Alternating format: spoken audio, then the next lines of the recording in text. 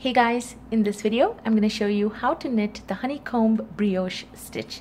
This stitch provides a fabric that lays nice and flat, is fairly dense, and you'll see that on the right side it's called Honeycomb brioche because it gives these nice little honeycomb shaped stitches, or the pattern on the right side, and then on the wrong side it looks pretty much like garter stitch, except it's got these diagonal lines that go through, but doesn't look too bad on the wrong side either.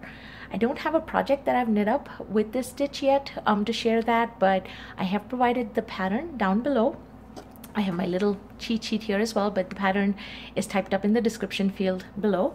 And it's a simple enough pattern because you do it on an even number of stitches, and it's just a 4-row repeat. I would put it still though at an advanced beginner level because there's a couple stitches that are different than your standard knit purl stitches. So if you're fairly comfortable with doing knit purl, you can get to this. You can try this stitch. If you're a brand new beginner though, I'd probably say get comfortable with the knit stitch, with just the knit purl stitches, and then maybe try this one. Actually, in this pattern there is no purl. It's actually all knit, but you'll see there's a couple different things that are slightly not difficult, but slightly different, and so that's why I'm putting this at an advanced beginner. Okay, so now the pattern is, let me show you. I have a double-sided point or double-pointed needle, size 9 for this demonstration. You don't need double-pointed needles for this pattern, and I've cast on 10 stitches, so that's an even number of stitches, and I've already gone and done the first set up row, which is just knitting all the way across. Okay, so I've already done that part. I've provided links down below for the long tail cast on, which I've used in this for this demonstration. Again, you don't need a long tail cast on, you can do the cast on of your choice. And then once you've done the setup row, we'll start with row 1. All 4 rows, actually the first stitch you're always just slipping it, so insert as if to purl and then just pull the stitch over without doing anything to it. Okay, now we're going to take the yarn back through the middle part of the needles. Just take the yarn back, and then we start our first row where the first stitch is just a regular knit, so we knit 1. And then the second stitch is a knit 1 below, and what that means is it's a K1B in the pattern below, and the pattern that I've provided. You might think K1B means knit 1 through the back loop, but in this case it doesn't mean that. It means knit 1 below, and what that means is we're knitting not into the next stitch, but rather into the stitch below it. So if you look at the next stitch, you'll see that we already have our little bump right here, the little knit stitch. But if I stretch it, you'll see that there's a little hole underneath that stitch. That's where we're going to be knitting in. So we insert into that hole, and then just do a regular knit like you would. Bring the stitch out, and at this point we're dropping this stitch. I know we haven't really done anything into this stitch. We've knit into the stitch below it, but that's fine. We're just going to drop that stitch. Okay, so you're going to do the knit 1 below all the way through to the last stitch. So let's see that a few more times. Knit 1 and then knit 1 into the stitch below. So if you're knitting with really fine yarn, you might need to kind of pull it out a little bit to see that hole underneath it. If you're knitting with bulky yarn and bigger needles, it should be really easily visible. So knit 1 below, knit 1, oops, make sure I get that stitch, okay, and then knit 1 below. And when you get to the last stitch, you're just gonna knit it. So knit 1. All right, we turn the work. Now in row 2, again, the first stitch is just a slip, so slip that stitch. And now we have to knit 2 together with the dropped stitch. What do I mean by that? Now normally when we do a knit 2 together, we would take the next 2 stitches on the needle, on the left needle, and knit them together. In this case though, we're actually just gonna knit this stitch, but we're going to knit it together with the dropped stitch.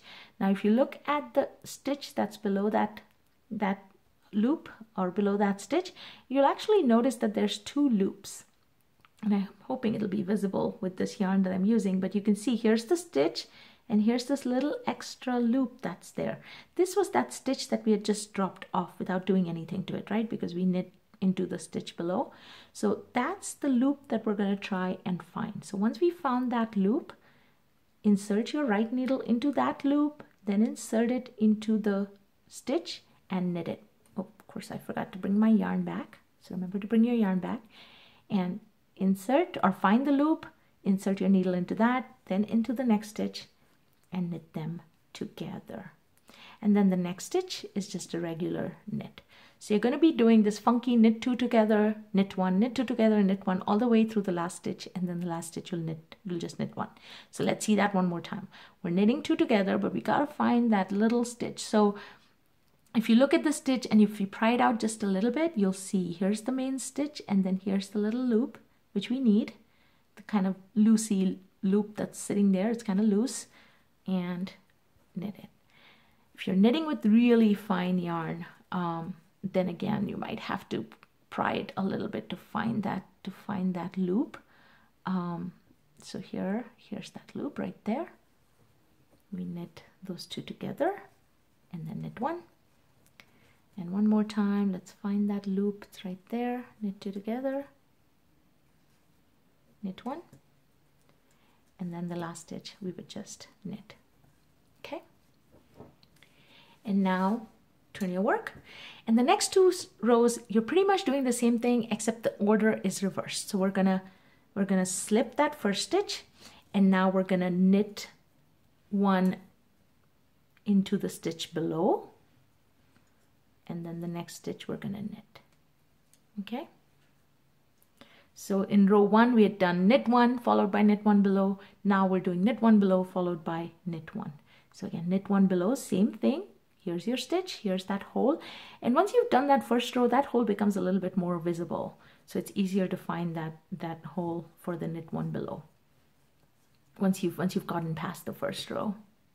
Okay, so knit 1 below, knit 1, knit 1 below, knit 1, and you'll come to the last stitch, at which point you'll just knit that stitch.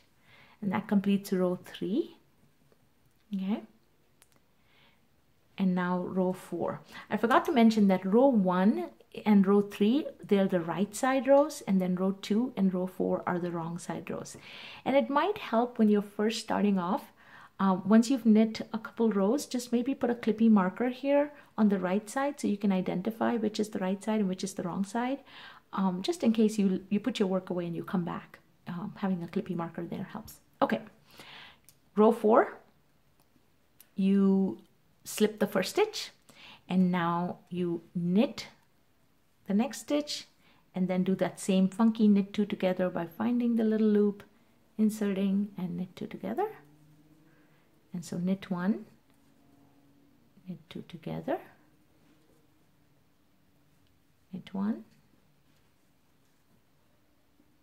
knit 2 together, knit 1, knit 2 together, and then when you get to the last stitch, you're just gonna knit 1. Okay, so your pattern will start forming on the right side, and then the wrong side will just be that garter stitch looking pattern on the wrong side. So once you've knit up a little bit, this is what your work will look like, and as you can see, it's just really pretty. I haven't really even blocked this swatch or anything, and you can see how it lays pretty flat.